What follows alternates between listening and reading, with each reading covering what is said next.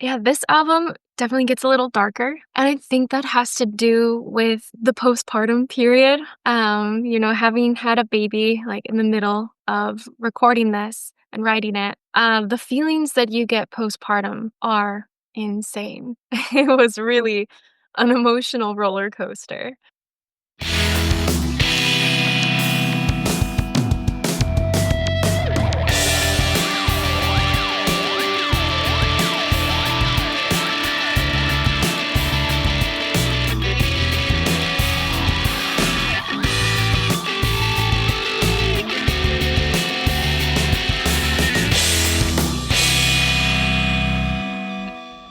Welcome to the XS Noize Podcast, the chart-topping music interview show. I'm your host, Mark Millar. Today, I'm joined by Maddy and Gustav from the Californian Danish dream pop duo Moon Panda to talk about their stunning new album, Dumb Luck. If you missed our last episode, I chatted with Rick McMurray from Ash, celebrating over 30 years of music with their new album, Ad Astra. And don't forget to follow and subscribe wherever you get your podcasts. Recorded between California and Copenhagen, Dumb Luck is Moon Panda's most lush and emotionally open record yet. A dreamy soundscape about love, change, and creative rebirth. In this chat, Maddy and Gustav talk about recording from home, working across continents, and the strange magic of the dumb luck that brought them together. So let's get into it. This is Moon Panda talking about their new album, Dumb Luck, on the XS Noize Podcast.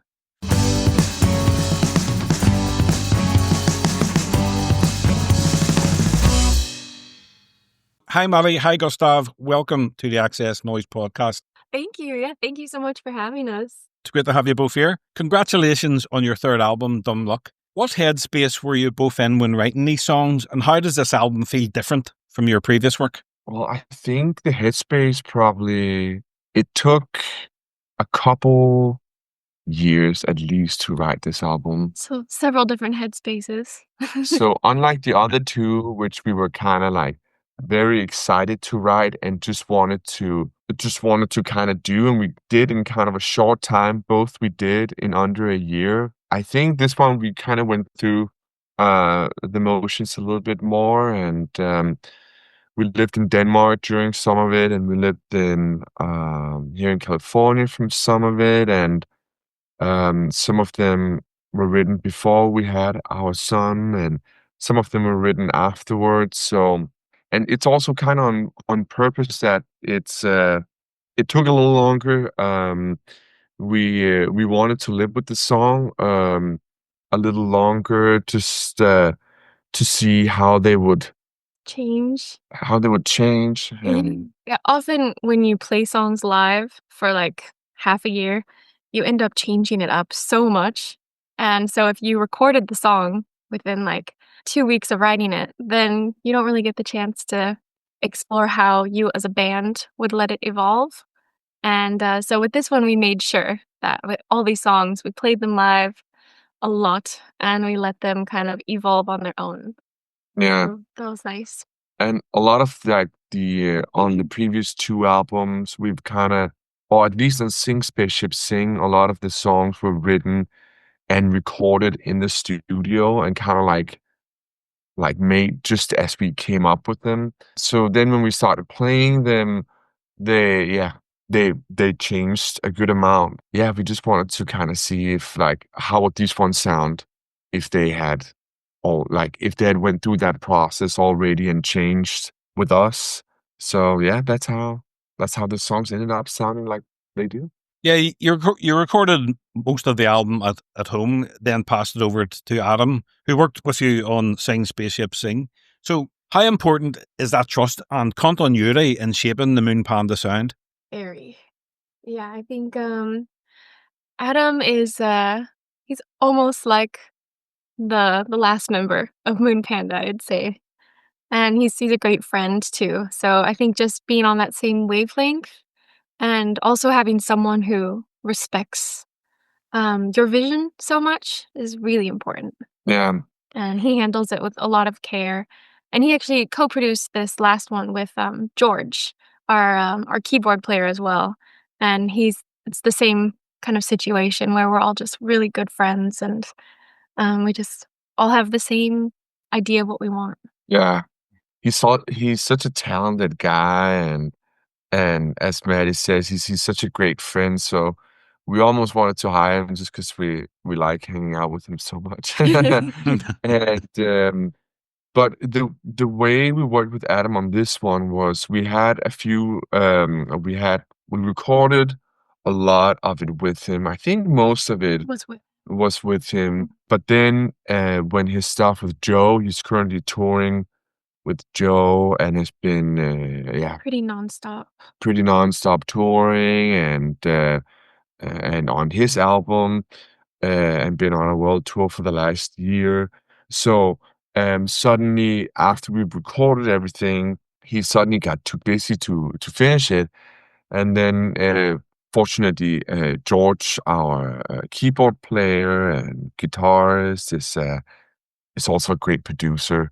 So he was able to finish it, both do the last production and all the mixing.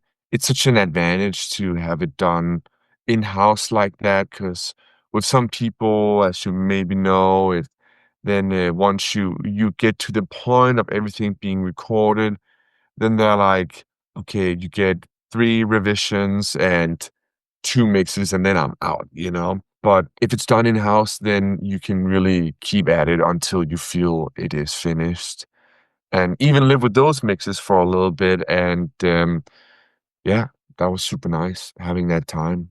So where did the title come from, Dumb Luck? That one we went back and forth on, but I think ultimately it's the idea that we're all just so lucky we get to play together. But, after a good amount of years of making it happen, we're finally all kind of in the same city. Yeah. And so it just felt really lucky that we just get to keep on doing this thing. Well, let's dive into how some of the songs came to life. Space Elevator. It feels futuristic but nostalgic at the same time.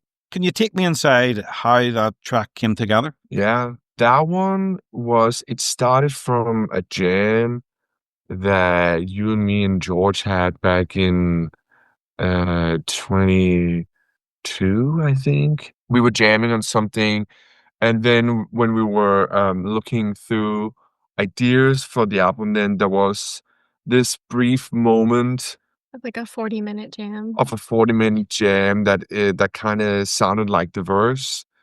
And we thought, okay, there's something there. And then we just kind of like took that moment and then like stretched it out to what was a verse, and then what would a chorus sound like to this. And yeah, It had like 10 different choruses before we settled on the one. yeah. And then I actually changed it last minute as well, and everyone was really against it, but I think it worked out. And I know it was a good change. Yeah. That one does feel a little futuristic, and probably how we made it with like this. That one is made with a lot of loops and some live takes and kind of like a mix of that. It's made apart as well. That one wasn't made like all of us in a room playing. We made that one in Denmark. Well, I mean the beginnings of it. Yeah. But by the end, we had bounced ideas around between California and Denmark. Yeah. Over and over again. Yeah. And I think a lot of like the vintage or like the retro feel comes from a lot of the vocal recordings. We were quite inspired by Kate Bollinger's new album and Clyro's new album with that kind of like old microphone, doubled vocal, which you can kind of hear on the whole record. Yeah, that was really fun. We found like this old this mic salesman that lives locally, and we went to his house, and he has like Shout out Eric, yeah. House of Chrome. He has hundreds and hundreds of old microphones, and we just sat and tried so many of them. Yeah. And finally decided on one. And that one was an Behringer RE16, I think. Yeah. Yeah. Superstore carries one of the heaviest lyrical punches on the album, I think. You say, "Tell me where your love has gone. What the hell are you running from?" Where did that line come from, and what were you feeling when you wrote it? Yeah, this album definitely gets a little darker than in the other ones, and I think that has to do with the postpartum period. Having had a baby, like, in the middle of recording this and writing it, the feelings that you get postpartum are insane. It was really an emotional roller coaster. And so I think through that time, I was able to take moments that maybe weren't that serious and feel them in a very serious way. And yeah, so that was just in a moment of feeling lost and a little unloved and making it into a very dramatic song, even though I know I am loved and not lost. Yeah, So you've spoke about that. You've spoke about losing a sense of creative identity and then finding it again. Do you hear Dumb Luck as a diary of that transformation? I suppose so. I hadn't thought of it like that, but I probably That kind of makes sense. It's a it, good way of it putting does it. stretch from before to a good year after. So yeah, I think there are definitely periods within that where you can hear that I'm really struggling to find that old creative self, but then moments where it comes back and it's like, yes, finally. Yeah. Yeah, And I guess there was like a 6-month period in between like the last song before we had Miles to the next song was written. definitely. So that kind of makes sense. Yeah. Yeah, there was definitely a period in there where just nothing got done. Yeah, couldn't think of anything. Some of the vocals are stacked 30 layers deep. Was that about creating an atmosphere or intimacy, like trying to capture the inside of a dream? Yes, definitely. Yeah, no, we stacked so many vocals to the point where you would just get tired of it and you were like, "Does this can you really hear this?" But I think you can, and, we wanted it to feel, like it had so much depth without being heavy. And so it's a lot of whispering, but just like, yeah, 30 of me just whisper singing. And, I think it does feel pretty heavy. I mean, not heavy, pretty full. Yeah. Yeah. It is kind of like I think vocal and strings makes for like the best texture that way Mm, too. Like it is like can feel so full and light at the same time. mm. But that was really nice to do. You said that your music can feel like a Ouija board, everyone pulling in different directions until something magical happens. Did anything unexpected, funny, or even spooky come out of those sessions? That's a good question. Hmm. It's hard to put finger on. I guess, yeah, definitely. I mean, it just takes like one person to change the feel of a jam or their part to change the whole song. I think one of the most unexpected moments for me is the ending of The Light. That's funny you say that. That's my favorite track on the album. I was going to mention that next. Oh, really? Oh, nice. That's Yeah. great. That's my favorite too. Yeah, yeah, the light, and I don't even remember how it happened, but it has this kind of like calm like first half of the song, and then the outro somehow became this like felt like almost like being caught in a storm, and yeah, I don't remember how that I happened. don't either. Yeah. Mm. But, yeah, probably some crazy effects on George's part and my vocal pedal. Those can really, send us into something weird. Yeah.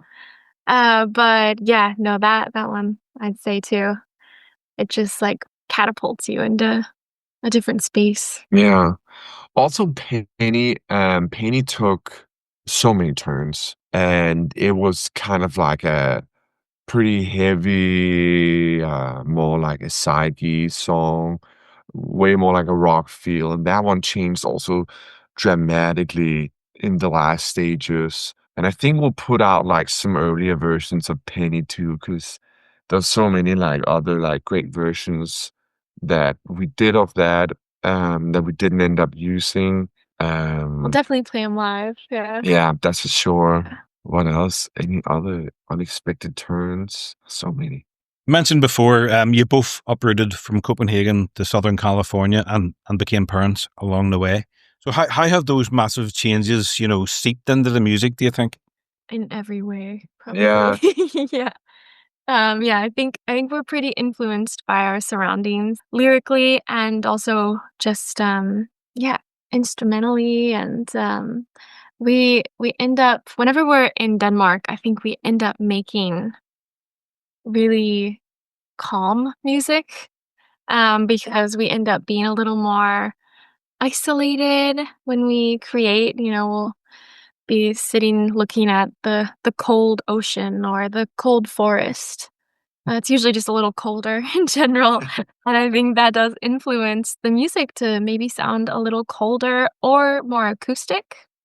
And when you're in California, something about the sun and the light here can really make it a little more playful and, I don't know, a little freer maybe? But yeah, there are definitely like songs or like as written before and after Miles, and I think the time we are, because it's a lot of work having like a kid, and I think the time we don't have like as a constant like output or like engagement in music as we did before. So I think sometimes when we do tend to play, it comes kind of like spilling out a little more. Now I think we tend to make the moments count more now when we play, and maybe just in general. I think it's hard, like it's been so gradual with in terms of like music, of like, because now we're like quite heavily engaged with it again, and now with going on tour, and it all kind of just like melts together. But I think we tend to make like the moments count a little bit more. On the album, there's a recurring thread of holding on to love through change and self-doubt. Was it a conscious choice to write about old love and long-term partnership rather than new romance or heartbreak? Yeah, I think it was. I mean, it was also just what came naturally, but I do sometimes get annoyed at how many songs are out there that are always about new love and heartbreak, when so many of us are in these really long relationships. Oh, Long relationships.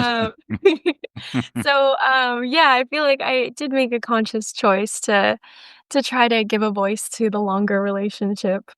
You once described your sound as kind music, songs that look on the bright side. Do you think letting more darkness into Dumb Luck made the brighter moments shine even more? I hope so. Yeah, I was a little nervous about that because on the last album, it was such a conscious decision to look on the bright side in every song, and it almost felt like a bit of a cop out to give into the darkness here, but, that's also life, and so, had to be authentic in that. But I think even in the dark moments, we do allow for hope in these songs. And yeah, I guess I would say songs like The Light, maybe they do shine a little brighter because of the darkness. Yeah.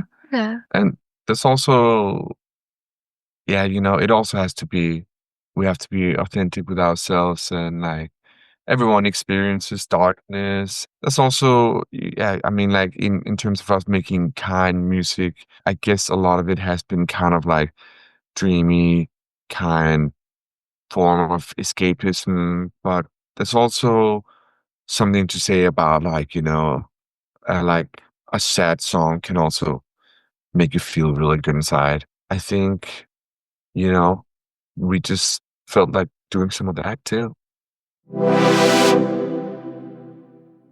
When you look at your 3 albums together, What on Earth, Sing, Spaceship, Sing, and Dumb Luck, what thread ties them all together? Mm. I haven't thought of that.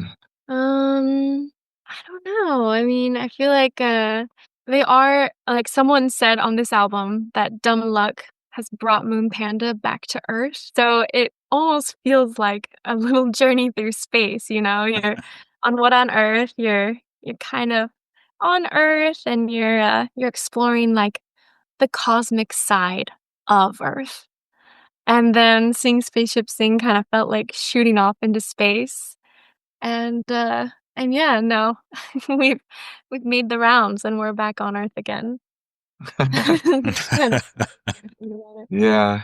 I think on What on Earth was like a pretty raw record in terms of like we recorded it in a couple weeks, and it was just kind of like these are the songs, this is how we play them. And then yeah, that was kind of that. It was very much how we sounded and like how do we make a record? Like this is what we have. Let's put this onto a record. And on Sing Spaceship Sing, we were like we started doing it ourselves and like we had suddenly way more time and way more options. So like it feels more expansive in terms of like possibilities and creatively. And on this one, I think we just kind of like knew what we wanted it to sound like without like having like a specific recipe for it. But I think we knew inside how we wanted it to sound. Yeah, I'm going to put you both on the spot here. Yeah.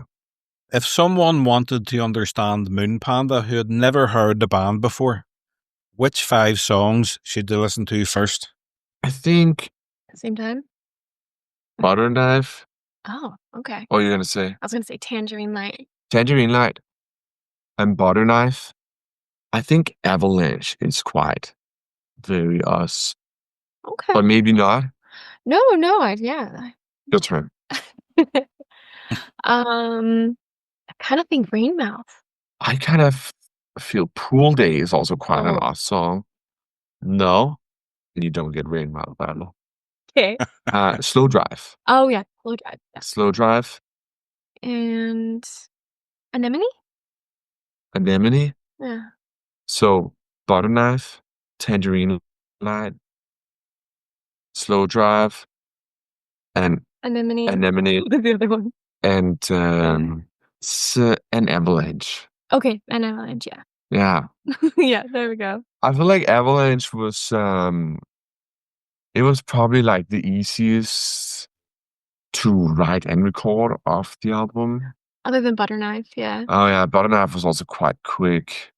Avalanche, though, it does kind of, have that.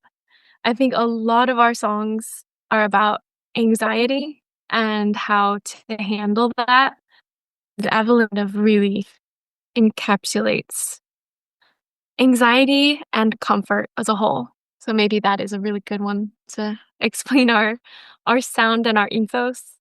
Yeah, Yeah. yeah, I like that song. Very easy to write and record and play as well. It feels good. Yeah. So looking ahead, what's on the horizon at the moment for Moon Panda? Everything right now is about tour. We're about to do our first US tour. So yeah, we're just prepping that really and making sure we have a really good show. And then beyond that, we have a lot of new songs that we've written. So Yeah. we're trying to figure out when we can start recording those. Yeah.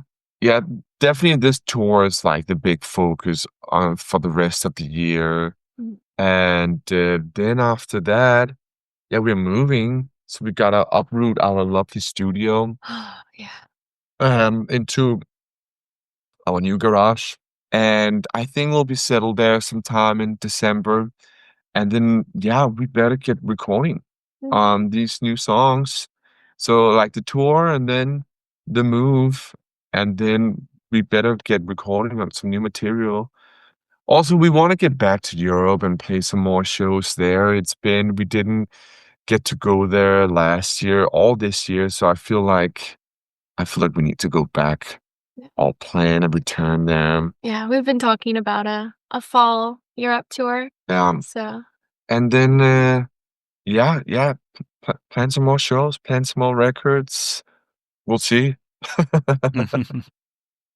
What do you think each other brings to Moon Panda that no one else could? I think personally I bring a lot to the band. I was just gonna say the same. Yeah, thank you. No, I think, everyone are so unique, both musically and, Maddy and Josh and I, we started the band a long time ago back in college.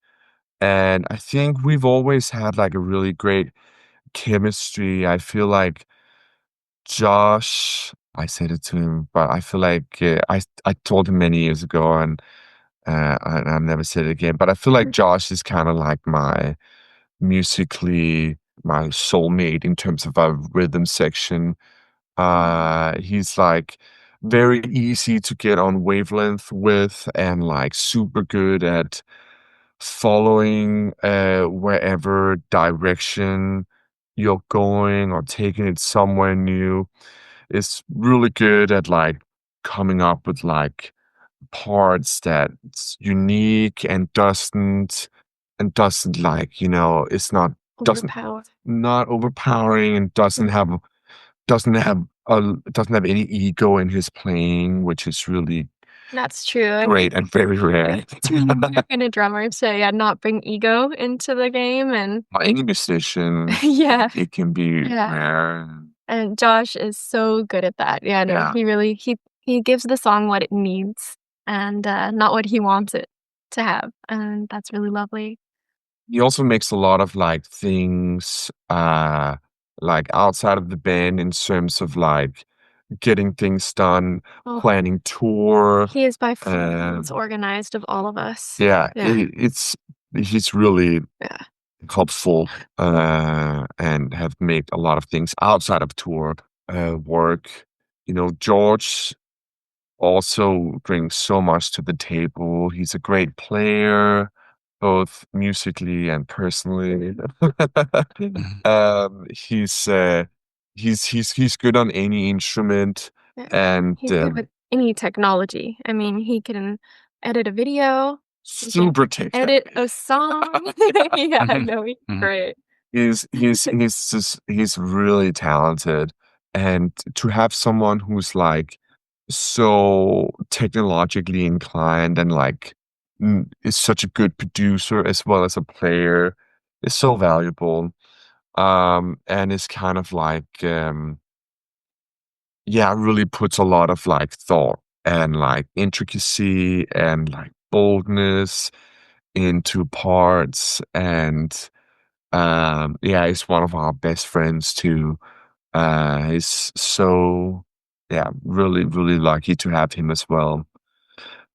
And then there's Maddy, I think, everything we kind of do, all of us revolves around the the song, and not just like, not just like it's kind of for you too. Everything you do kind of like revolves around, at the end of the day, it's about the song.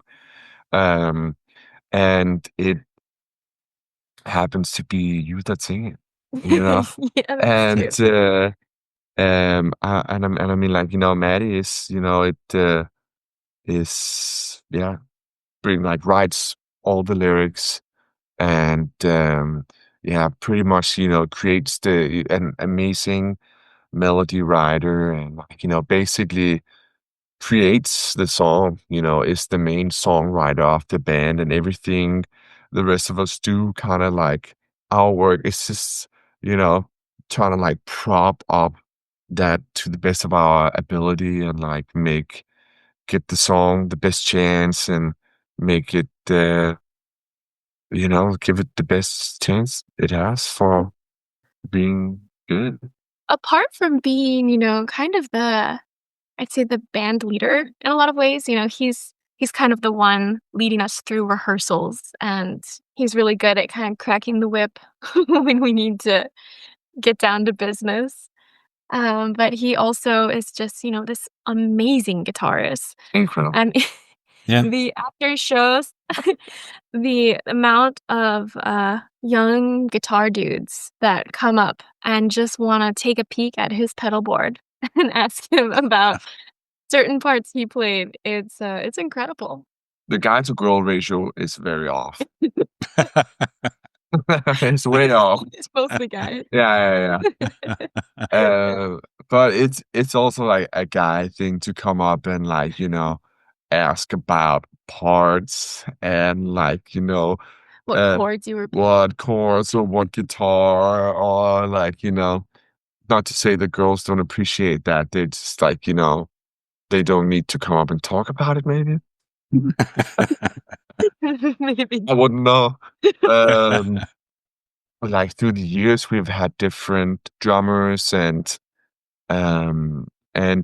a couple of the keyboard players, and we're like, this is definitely the constellation we want it like Moon Panda to be. And it's just, but with other players, it like the band takes such drastic different like directions, which can also be super interesting and fun. I mean, like it's always fun playing music usually, but this is the one we're like the most comfortable with. This is the dream team. Yeah. Yeah. If you could relive one musical moment from your career so far, what would it be? Oh, I think the thing that stands out in my mind the most is our last, or maybe our first Lexington show in London. I think, when was that? That must have been 2022. 22 maybe, yeah. And it was our first, full UK tour, and we had just never had that many people out to see us before. And sometimes you got lucky and there just happened to be a lot of people, but they weren't there for Moon Panda. But suddenly we showed up at this beautiful venue in London, and there were all these people just like singing the lyrics to our songs, and so excited to see us. And that was incredible. That was the first time I've ever felt something like that, and felt like our music reached a lot of people. Yeah, that was a big surprise, and Yeah. and especially the Lexington, we feel quite at home there, and we've played so many shows in London, but to see so many like people and so many like unfamiliar faces to be there and like sing the songs and like come and talk how like the songs had what part they've been of their life was so special. I think of the Lexington too. Also, Bristol have been like one of like our favorite shows there. At we played there at the Crofters Rides at our few like past UK tours, and it's always been like a surprisingly amazing turnout and like it's an amazing city and just like a really cool, nice venue to play and like a really George is Bristolian too. So we like our Bristolians obviously, but that has been like quite a surprise too, because we know that like we've played for so many people in London before, but still it's always so nice, But Bristol and London are some of our favorites. Yeah. It'd be For cool sure. to relive those shows. Yeah, for sure. If Moon Panda could headline any dream stage, anywhere, anytime, what would it be? And what's the last song you'd play to close the show? Does it have to be our own song? Should be. I think Red Rocks for me. Red Rocks. Yeah, I think Red Rocks would be an insane venue. That is so beautiful. Yeah, so pretty at sunset. Yeah. The first one that came to my mind was Kogo. in Camden. Oh, that's more realistic. Yeah. uh, but seeing some like I think it's definitely my favorite London venue. Yeah. It's just seen some incredible shows there. Big Thief and Havas and like it's such like I love the layout. Yeah. It's so beautiful, so much history. I just learned that Bon Scott from AC/DC, he OD'd outside of Coco. Really? I know, in a car. Wow. Yeah, AC/DC first, rock and roll. What else? Yeah, there's also Roskilde Festival in Denmark is like I have dreamt about performing there a few times, like literally. Would love to perform there. There's also, for some reason, like when I picture us playing, it's always at Loppen at Christiania in Copenhagen, Yeah. which is quite a small venue, and we've already played there a couple of times, but Yeah. that's like That is a great venue. that's my default venue in my mind. But I dream in terms of dream venues. I'd love to play Coco. Okay, Coco. Red Rocks Yeah. would arguably be even sicker. And Roskilde Festival, that's just been a dream from ever since I went there the first time so many years ago. What do you want to end with? Probably the alternative version of Pity. Yeah. The version of Pity we never released or hasn't released yet. Heavy. Also, yeah, I don't know. What about you? I don't, we've been ending our set lately with Rabbit, but which is the first song we ever released in like 2017 or something. Yeah. And except it's a totally new version of it. It's very kind of dancey. Yeah, And yeah. I think that's a really fun song to end with, and it kind of feels appropriate since it was the first one ever. So to kind of like sandwich that new version of it as the last song we play at the most epic venue we can imagine. Yeah, that'll be pretty cool. That feels full circle. Yeah, that'd be nice. It was that song and Coco. Yeah. Let's do it. Just a couple more questions, guys. Music is often the soundtrack to our lives. What song or album from another artist or band brings back the best memories for you personally? The one with the most memories? There's a couple that comes to mind. There's a lot that comes to mind. It's funny, one of my best friends' mom just wrote me this morning, Susanne. Yeah. She just wrote me that she just found like a CD of Viva la Vida, and how like it reminds her of one time we visited my friend in Italy, and it was right when Viva la Vida came out, and that just sounds like being in 7th grade and at my friend's summer house, and it was an incredible time. Also, well, it's Blonde by Frank Ocean. That sounds like you and me just graduating college and going to living up in Seattle along with that Bunny Bear album. 22. 22 Million. Yeah. That also sounds like just driving up the coast of California and listening to that like incredibly like kind of like mind expanding album. That was such a good album. It is such a good album. The first one that came to mind was Plastic Beach by Gorillaz. That just also is a very nostalgic album. Like Melancholy Hill and all like the Little Dragon songs. So many like that's too many. The Little Dragon song used to be my ringtone. Oh, really? On my phone. Really? Yeah. I love What it. was that one called? It was called Dragon 2. Empire Ants. Empire Ends, that's the one. Yeah. Yeah. Empire, such a good album. Do you have Yeah. any that comes to your mind? I kind of took a lot of them. You did take a lot. I'm gonna go back a little further then from before we met. Yeah. Okay. Like in high school, I lived on the National. So High Violet by the National just has to be such a top one for me. I actually almost had to stop listening to it because it's just like too good, you know.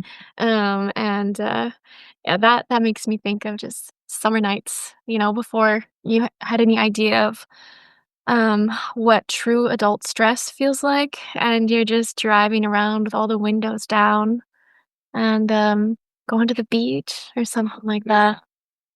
Same with Beach House, Depression Cherry is a big one for me.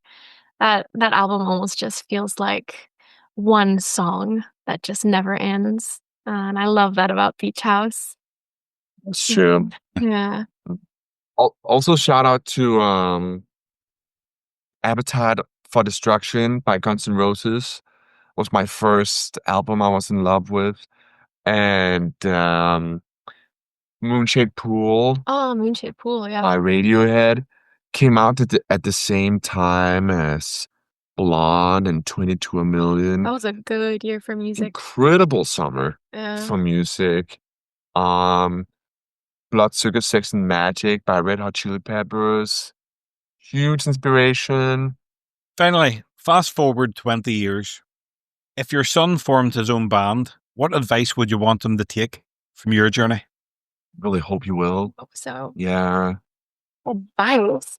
Yeah, I think spend as much time like creating as you can. Like, you can sit and record good ideas or like come up with good ideas on your phone and stuff. And it's always good with a great voice memo.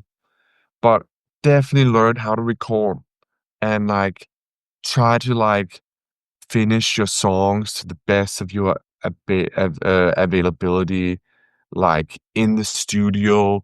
Spend as much time like creating songs, And putting them out in the world. putting them I out. think you learn a lot when you release things. Yeah. Because so many musicians just sit on their work and they never put it out. Yeah. And when you do release it, it kind of releases you to start working on new things Yeah. and opens your creativity. So yeah, definitely to do that.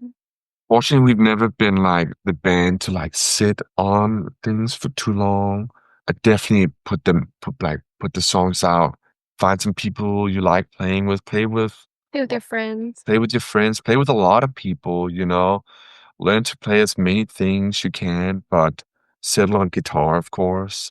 Uh, now, and like spend time writing and not just like, just, you can get really good at like playing, but, at the end of the day, it comes down to like, what's a great song and like having great songs. And I really hope that he'll write a few good songs in his life.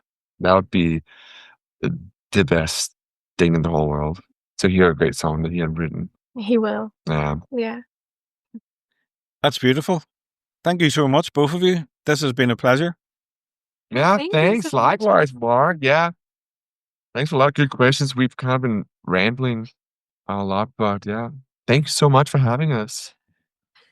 Wonderful. Okay. Yeah. Well- Thank you so much, Mark. Appreciate it.